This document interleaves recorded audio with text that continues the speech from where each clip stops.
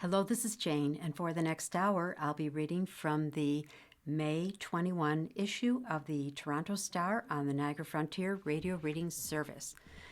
And the front page headline reads, Fears over Ebola Spread.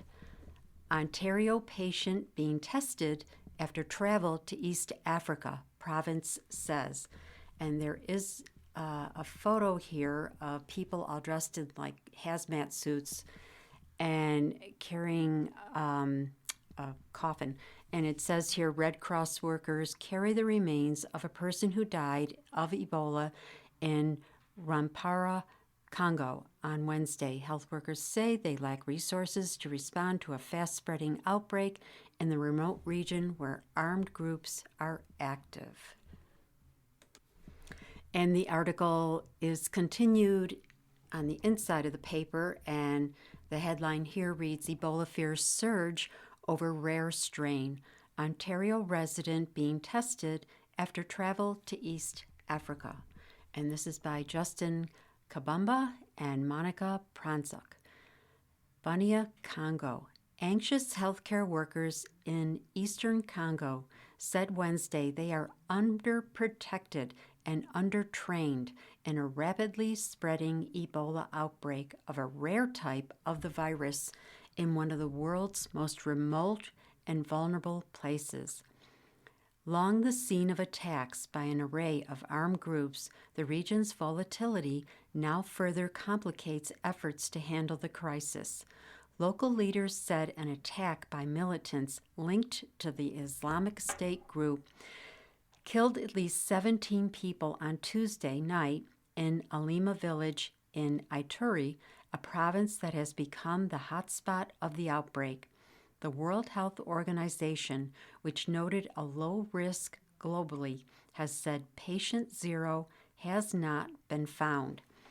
At a treatment center in Rwampara, healthcare workers in protective gear silently handled the bodies of suspected Ebola victims.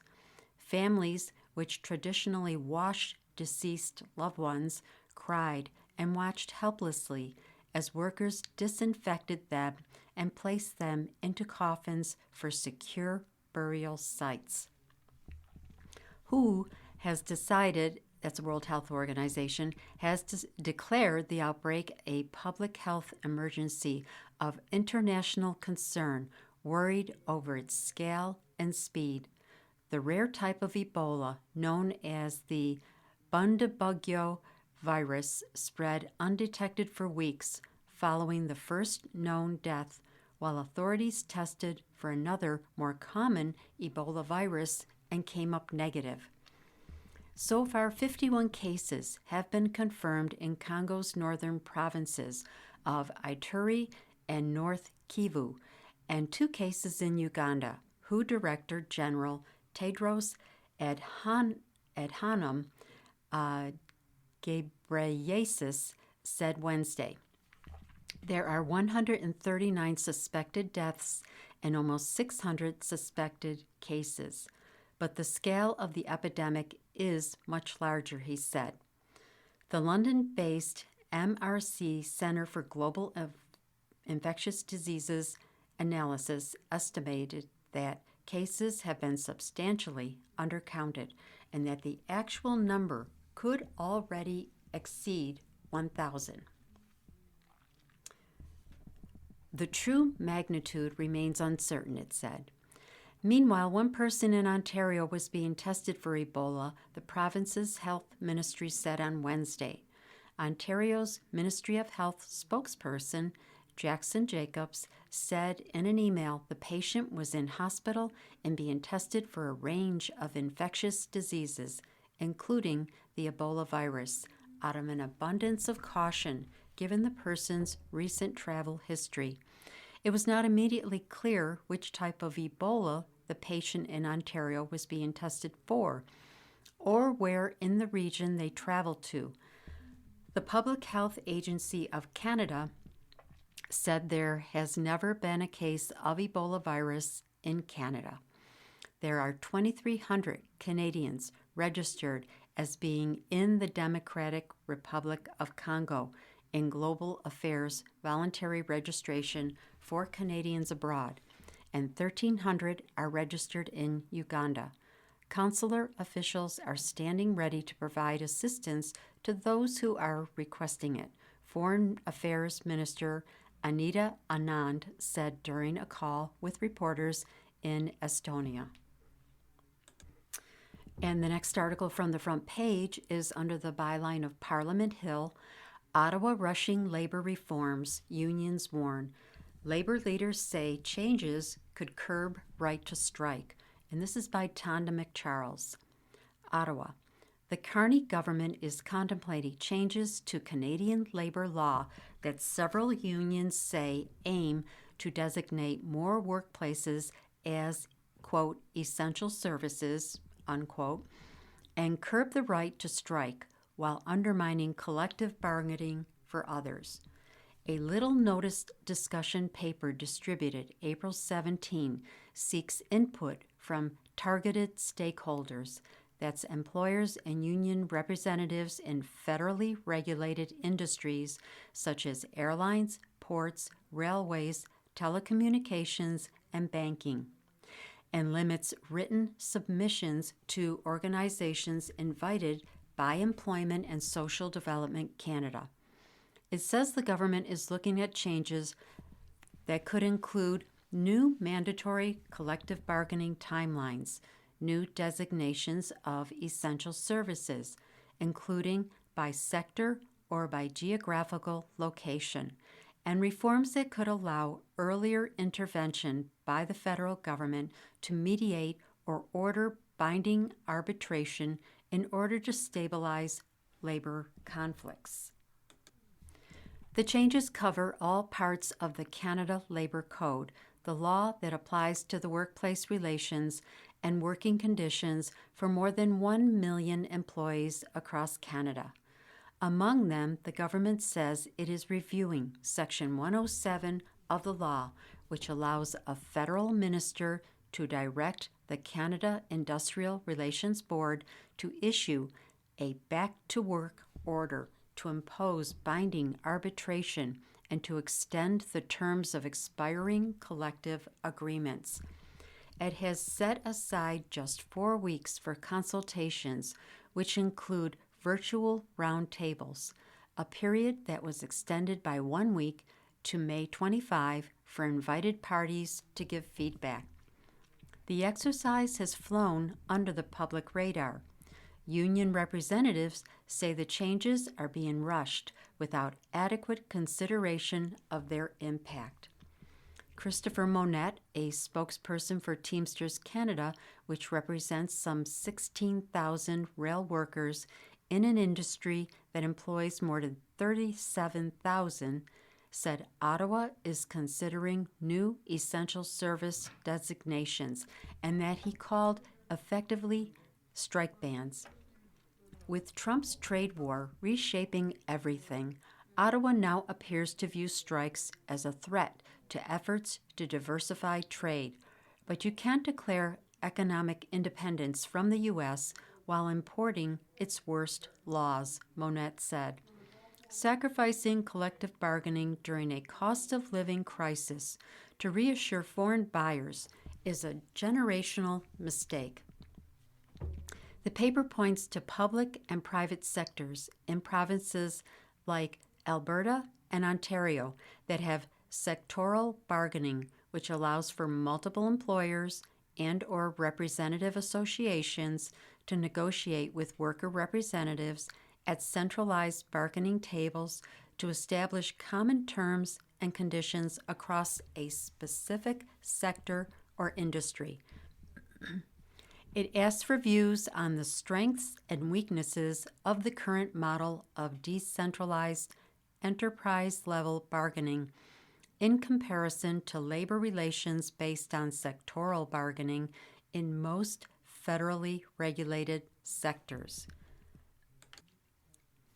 It also seeks comment on the prospect of new unspecified essential service designations that require a certain level of services to be maintained in the event of a strike or lockout, or that would grant the federal government more opportunity to intervene to help work stoppages.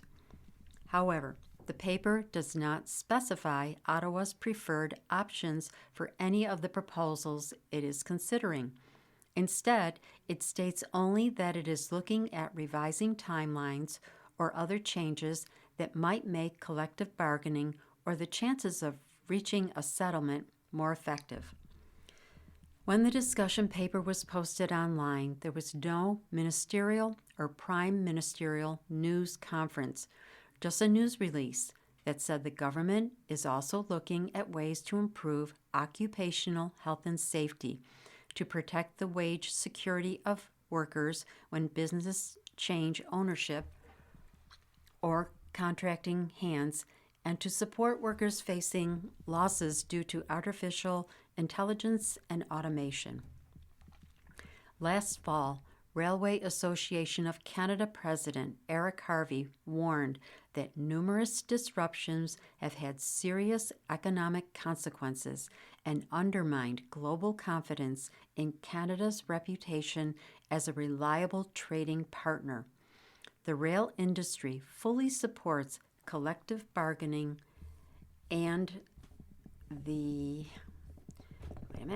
negotiated agreements that provide our employees with strong benefits, competitive wages, and safe working conditions, Harvey said at the Senate. However, Canada needs a balanced and effective labor dispute resolution system that ensures stability and predictability for our supply chains and the customers who depend on them. The current regime does not achieve that. Now, said Monette, the government seems to be listening to these corporate voices and is moving quite fast on some very alarming moves that we view could significantly weaken the right to strike in this country. Unifor, the largest private sector union in Canada, is also alarmed and says Ottawa could undermine critical labor protections for the bargaining rights of workers. The union represents 70,000 workers in nearly every federally regulated sector. Their freedom to bargain collectively is on the line, and with it, every single protection in their collective agreement, from wages to fairness and safety on the job, said Unifor President Lana Payne.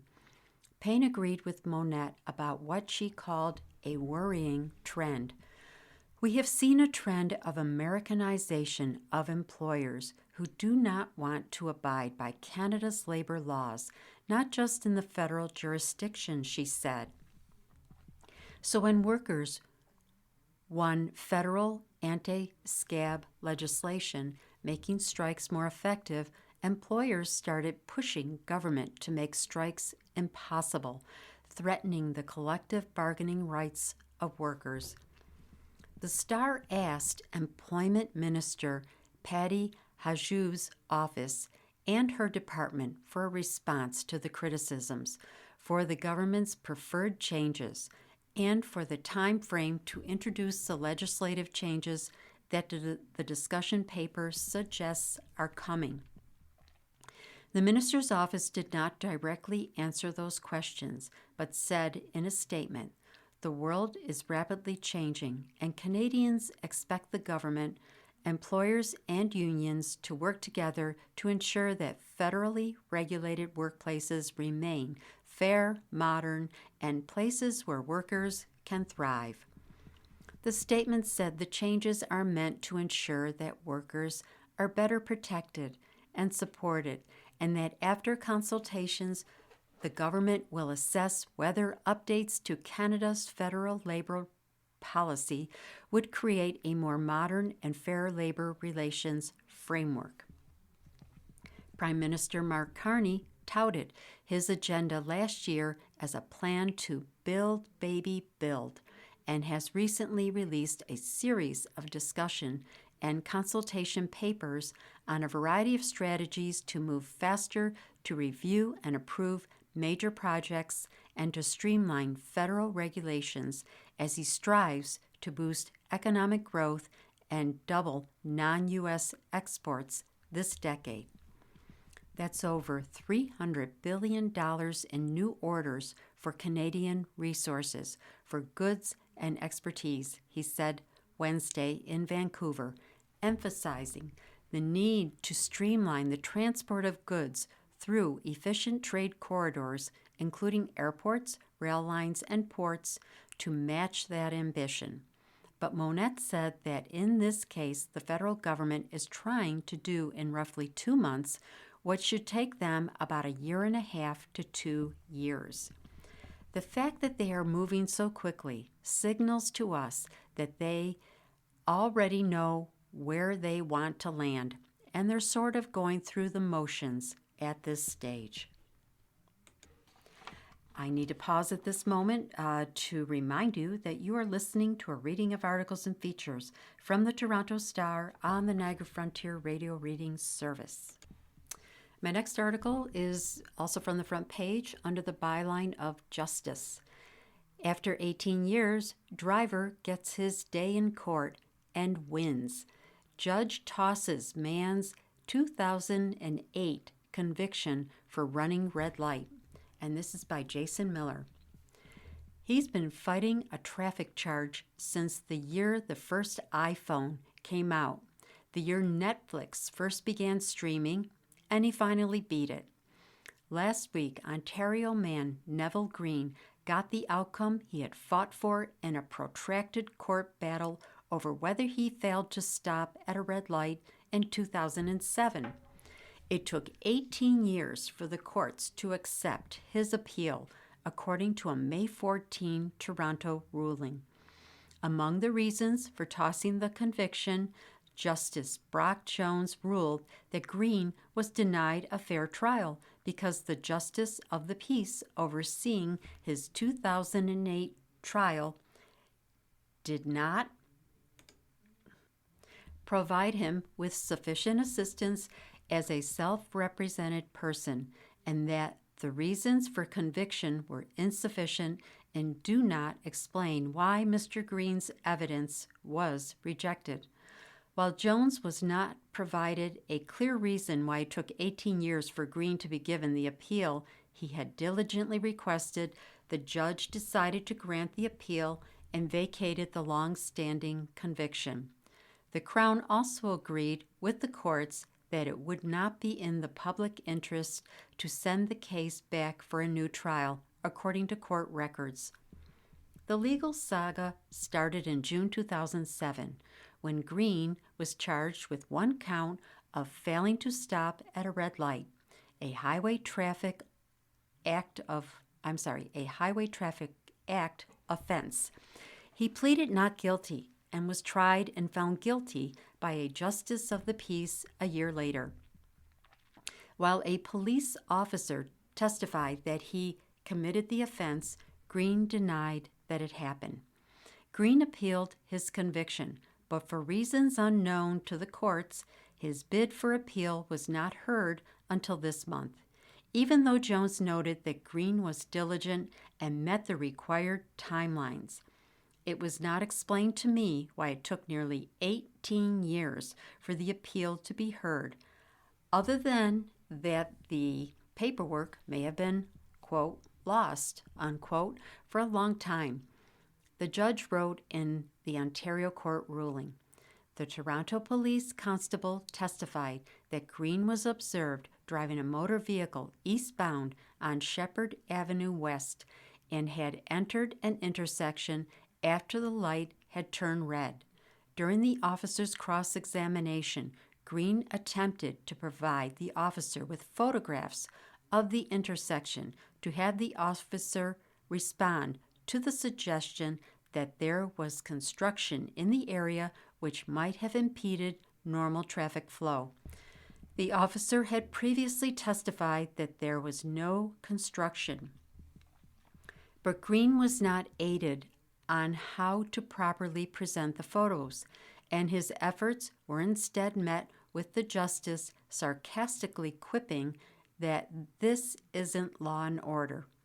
The justice ruled the photographs were inadmissible because they were taken the day after the offense date and also requested that the photographs be notarized. Jones dismissed that ruling, saying there is no requirement that photographic evidence be notarized before it can be admitted in a provincial offices of act, proceeding when the photograph's accuracy can be stipulated by a live witness.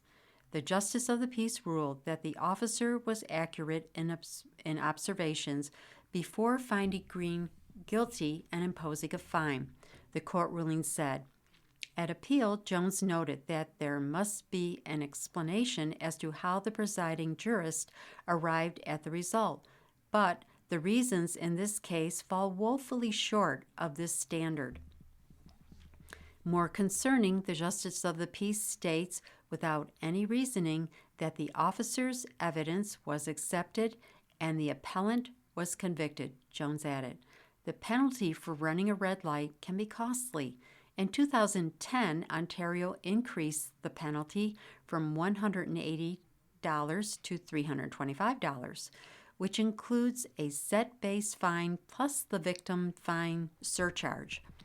The province also bumped up the maximum penalty a judge could issue in court from $500 to $1,000 based on the seriousness of the offense. The $325 fine, if caught by a red light camera, can also include 3 demerit points and affect the driver's insurance if a police officer issues a ticket. And the next article, which is also on the front page, is under the byline of crime. Shooter, 14, chose victim at random. Murder trial told. Crown argues 2024 killing in North York was a deliberate, ruthless execution. And this is by Jacques Gallant. A.J. Simpson was 20 years old and a new father as he peacefully rode around a North York housing complex on a scooter late on a summer evening. Suddenly, as captured on chilling surveillance footage, a car pulled up at the complex in the Jane Street and Falstaff Avenue area, and 4 armed and masked people jumped out. While the other 3 quickly fired their guns indiscriminately and returned to the stolen vehicle, a 14-year-old boy in the passenger seat set his sights on Simpson. He chased him through the complex's grounds, shooting him and bringing him to the ground. He then approached the injured Simpson lying on the sidewalk and shot him at close range, ultimately killing him. There's no evidence the two even knew each other, and it would appear that Simpson was shot that night of June 24, 2024, for no reason other than the fact that he was there. This is a simple plan to shoot and kill somebody at the complex, Crown Attorney James Frost said Wednesday during closing arguments at the boy's judge-alone murder trial. It's not about finding the victim in terms of his personal identity. It's about acquiring a target. As Superior Court Justice Peter Bawden put it himself, it is entirely an opportunistic shooting of a randomly selected victim. That's what I see. There is no dispute that the now 16-year-old boy, the only person arrested in the shooting who can't be identified under the Youth Criminal Justice Act, killed Simpson. The only issue for Bawden to decide is whether the boy committed first or second-degree murder. He had attempted to plead guilty to the latter, but it was rejected by the Crown, which argues the killing was planned and deliberate. Dressed in a dark blue suit and glasses, the boy sat between his lawyers, Tanya Barito and Deepak Vadera, and occasionally looked around the courtroom as Simpson's relatives watched from the public gallery. Frost and co-counsel Ellen Ann argued that the car's other occupants were carrying out a plan to recklessly fire their guns on the complex's grounds, possibly due to some neighborhood rivalry. but that the accused boy developed a plan to kill just minutes before getting out of the car when Simpson navigated closer to the vehicle. Frost said the accused treated Simpson like a hunter with prey, focusing on the victim as he became separated from other complex residents gathered at a gazebo that night. What we see on video is he is demonstrating that he is an independent operator, willing and able to execute a very ruthless execution, Frost said. Barito argued there was no plan for murder. She contended that the evidence points to all 4 occupants being there to shoot up the neighborhood and not necessarily injure anyone, but that her client suddenly developed the intent for murder after seeing Simpson. In other words, it was an impulsive act in the heat of the moment, the defense argued. It's only when he continues and sees Mr. Simpson that he switches trajectory, Barito said. It's in that spur of the moment when adrenaline is running high that the accused targets him, has the intent, and proceeds to kill Mr. Simpson. Bawden seemed to have some difficulty with the defense argument regarding the lack of a plan for murder. Is it reasonably possible that a 14-year-old boy suddenly decides on his own, as he sees an individual separated from the group, I'm going to go well beyond what I planned with my Confederates, and instead I'm going to chase this individual down, shoot him to the ground, and kill him? Barito argued that it was a reasonable possibility and that even if her client did develop a plan to kill just minutes before exiting the car, there was insufficient time for him to deliberate on it. Loved ones told the Star in 2024 that Simpson had been with his newborn daughter and friends just before the shooting happened. He had just been hired by the city to work in a community center. He was described by friends as humble, funny, and caring. He loved playing basketball and spending time cooking Jamaican food with his mother, Natoya Harriet. She recalled how Simpson would always buy plenty of presents for his younger sister at Christmas. He spoiled her. Harriet said, "That's why I know he would have been a good dad." The next article is under the byline of Queen's Park. Chinese drones off limits for government. The OPP and other provincial departments will no longer be allowed to buy the devices due to security risks. And this is by Xavier Mesquita.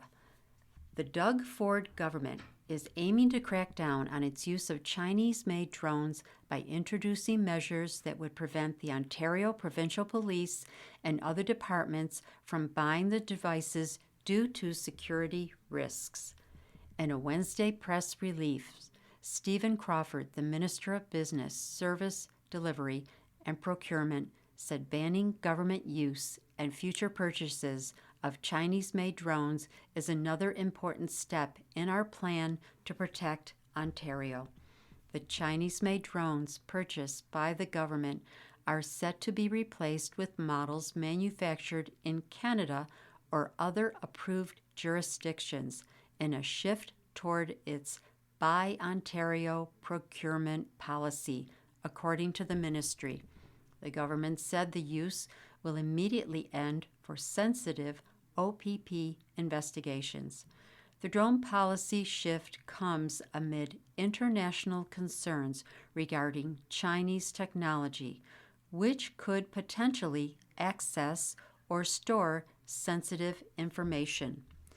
A new Chinese law may also require companies to disclose data to authorities regardless of whether the drone is used abroad. If the measures are approved, the government said the new policy will align the province with the other police forces such as the RCMP and the Canadian Armed Forces.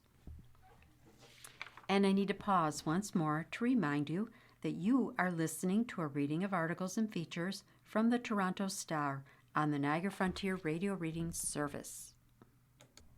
And the next article is under the byline of World Cup 2026. City looks to team up with GTA paramedics. FIFA wants about 50 first responders to be on standby.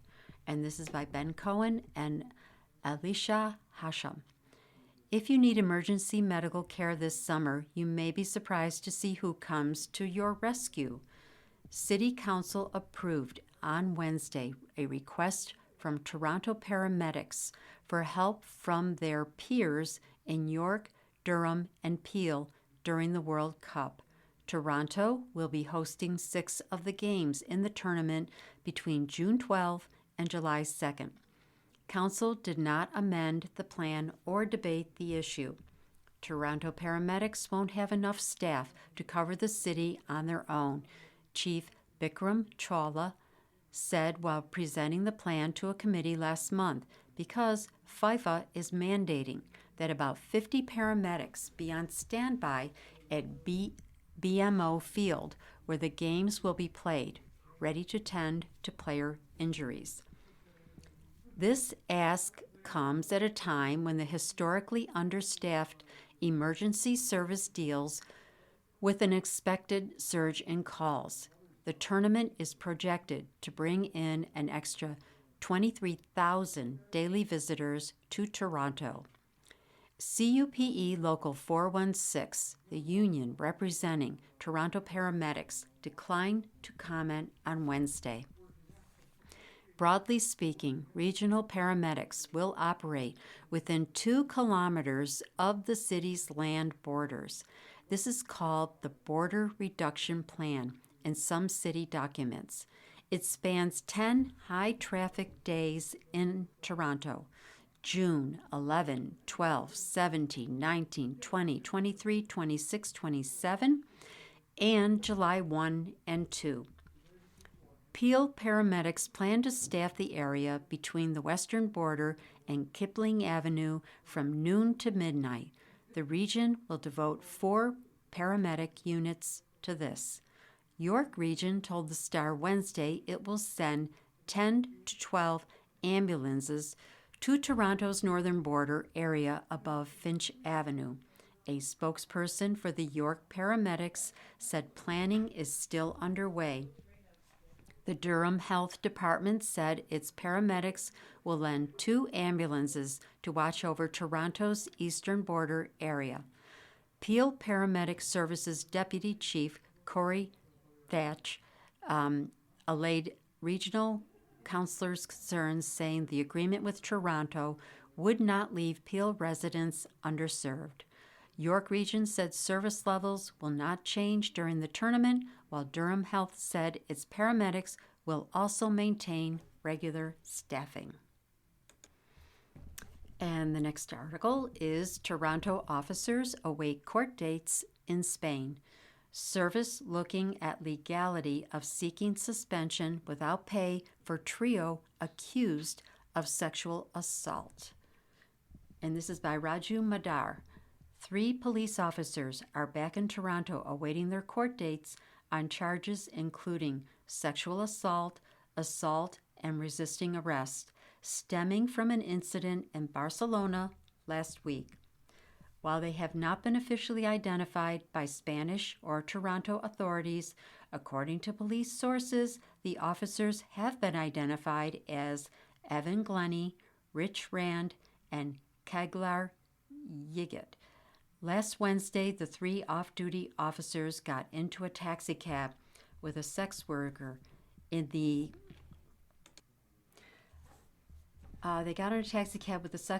Ciutat Vella neighborhood of Barcelona, where she was allegedly assaulted. One officer was charged with sexual assault and assault. Another was charged with resisting arrest. It's unclear what the third was charged with. One of the officers fled from Barcelona and was arrested in Mallorca. According to Ontario's Sunshine List, Glennie is a training constable who has been with Toronto Police for 10 years. Rand received a Police Exemplary Service Medal from the Governor General in 2020, according to a post on a government website. According to the Sunshine List, Yiget was a special constable with York Regional Police from 2020 to 21. According to Toronto Police, all 3 officers have now returned to Canada and have been suspended with pay in accordance with the Community Safety and Policing Act, that's CPSA, and police are looking into suspending them without pay. We do not yet know whether suspension without pay under the CSPA would be legally permissible while we await further details from authorities in Spain, said Stephanie Sayer, Toronto Police spokesperson. She said the service generally waits until criminal proceedings are completed before considering other disciplinary measures. The accused officers would need to hire Spanish legal representation that could appear at court hearings on their behalf for preliminary hearings, according to a Canadian legal source, speaking on background because he has no knowledge of the specifics of the case.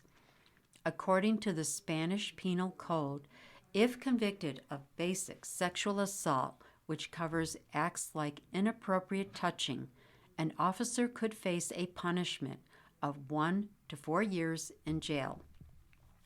With aggravating factors like violence or intimidation, the range increases to 1 to 5 years. There are several types of assault charges, and a lot depends on the severity of the crime. One of the officers is also charged with attack on agent of authority for resisting arrest by the Spanish police, which also carries a potential 1 to 4 year sentence and/or fines. Global Affairs Canada is aware of the arrest of 3 Canadian citizens in Spain. Consular officials are providing assistance and are in contact with local authorities, said Thida Ith, a spokesperson for Global Affairs Canada. This is just the latest scandal to engulf Toronto Police. The fallout from Project South, which saw 1 former and 7 current Toronto police officers arrested amid allegations that information had been leaked from police databases to known criminals, is ongoing. It is being investigated by the Law Enforcement Complaints Agency as well as Ontario's Inspector General of Policing, who has launched a province-wide anti-corruption review. One of the force's former members has recently raised questions about misconduct in Toronto police ranks. Hank Idsinga, a former Toronto homicide detective, recently published an autobiography which detailed racism, anti-Semitism, and an overall lack of leadership, which led him to lead the force, he said. Police Service Board has asked for an independent investigation of those allegations. The next article is PMI's BC deal on major projects. Carney Eby working on development agreement. And this is by Alex Ballingall. Prime Minister Mark Carney is working on a new deal to build major projects in British Columbia after he suggested Wednesday that the federal government would advance its pro-development agenda elsewhere if things get stalled in the province. The comments came as the Prime Minister visited Vancouver on a charm offensive following his oil pipeline deal with Alberta, which sparked indignation from BC's new Democratic government, with Premier David Eby demanding a fair share of Ottawa's spending and enthusiasm for future development. Appearing alongside Carney before their meeting at the city's harborfront on Wednesday, Eby praised Carney for his economic leadership amid the trade war with the United States, before hinting at the pipeline tensions by emphasizing his province's desire to preserve restrictions on oil tanker traffic off the northwest coast. The original route Alberta Premier Danielle Smith pitched for her province's desired pipeline, which still has no confirmed private sector involvement, would require those restrictions to be lifted. There's no doubt in my mind that the Prime Minister is a friend to British Columbia, and an important part of friendship is telling each other the truth.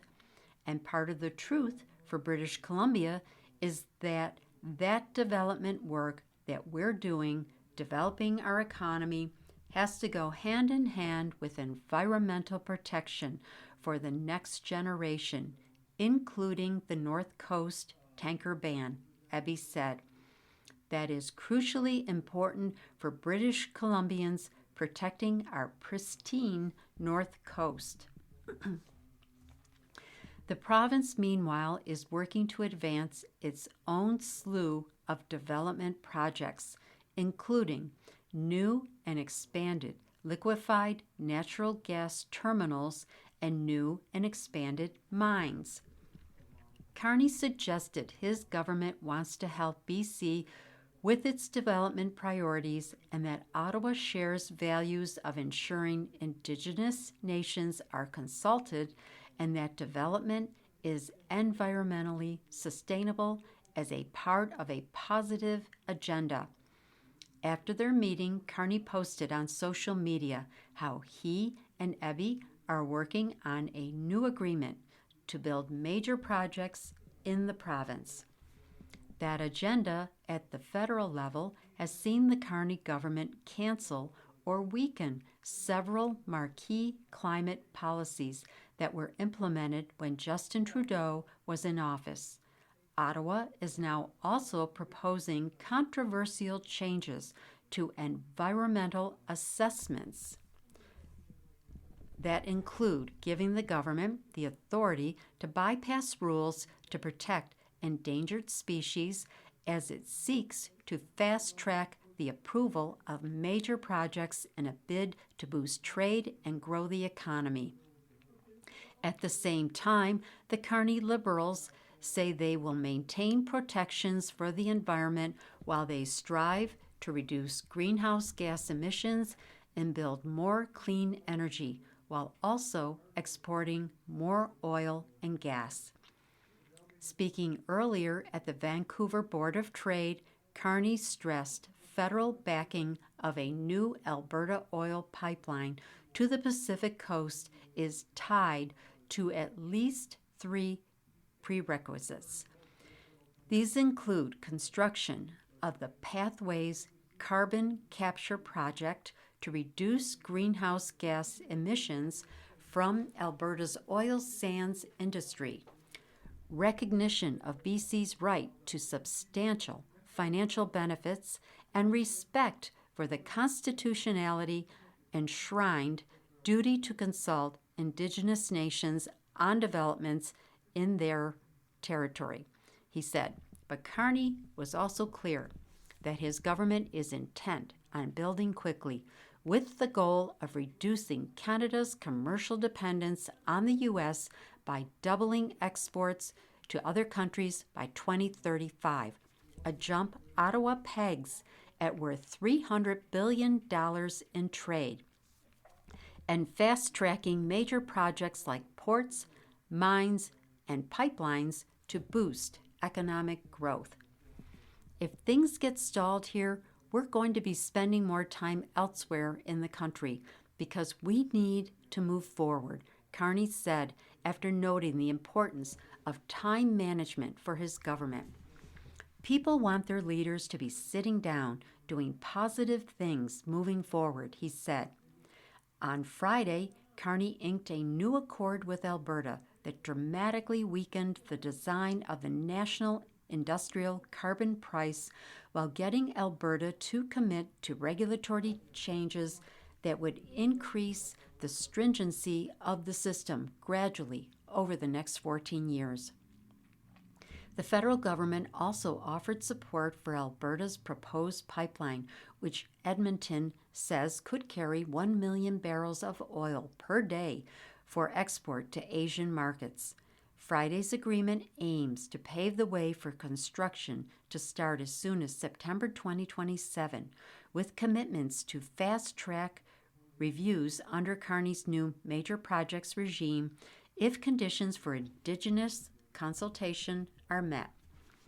Eby declared the deal with Alberta was rewarding the province's, quote, bad behavior, unquote, a reference to Smith's argument that advancing the pipeline project could help quell separatist activity ahead of a possible independence referendum.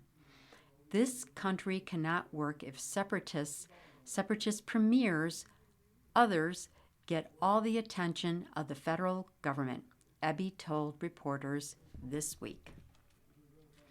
And I need to pause one last time to remind you, you are listening to a reading of articles and features from the Toronto Star on the Niagara Frontier Radio Reading Service.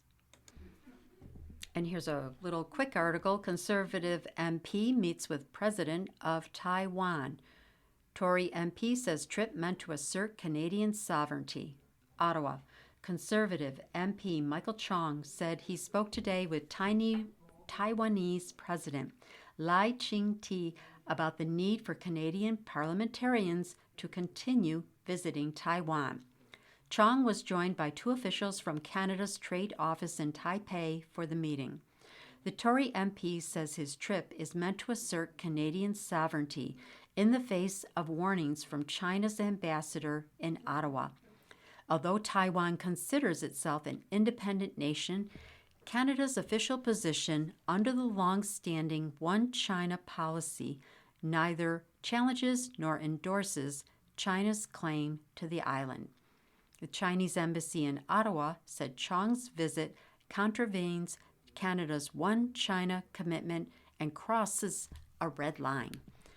Chong says the Taiwanese officials he's met with this week are reassured by his visit and the message it sends that Beijing cannot unilaterally move the goalposts on diplomacy.